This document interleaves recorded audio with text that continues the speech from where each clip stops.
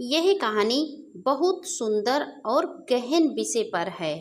यशोधरा की मृत्यु की कहानी केवल एक स्त्री की मृत्यु कथा नहीं, बल्कि त्याग, करुणा, प्रेम और वैराग्य का अद्भुत उदाहरण है।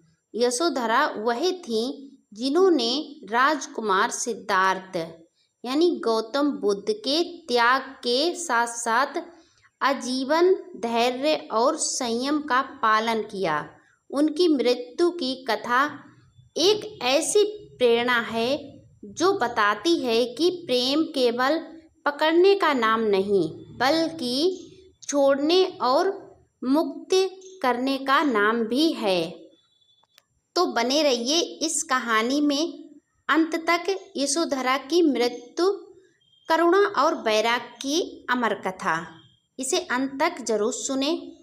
इतिहास में ऐसी स्त्रियां बहुत कम हुई हैं जिनका जीवन त्याग और सहनशीलता का पर्याय बन गया। यशोधरा उन्हीं में से एक थी।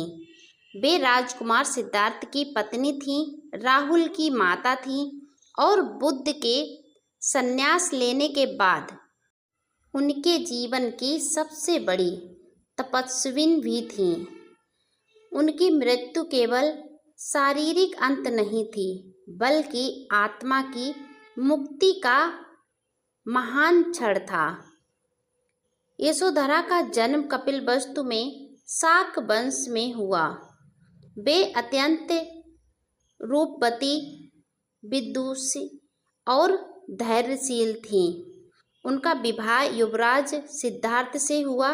राजमहल में रहते हुए भी वे सरल स्वभाव और संयमी जीवन जीती थीं। जब सिद्धार्थ ने महलों का वैभव छोड़कर रात में संन्यास लिया, तब यशोधरा अकेली रह गईं।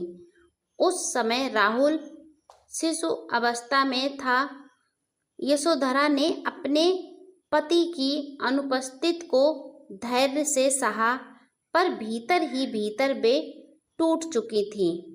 किंतु उन्होंने कभी विलाप नहीं किया, बल्कि जब राहुल बड़ा हुआ तो उन्होंने उसे स्वयं बुद्ध के पास भेजा और कहा, जाओ पुत्र, उनसे अपना उत्तराधिकार मांगो, धन नहीं ज्ञान मांगो। कई वर्ष बाद जब बुद्ध कपिलवस्तु लौटे, तब यशोधरा ने उन्हें देखा, पर वे किसी पत्नी की तरह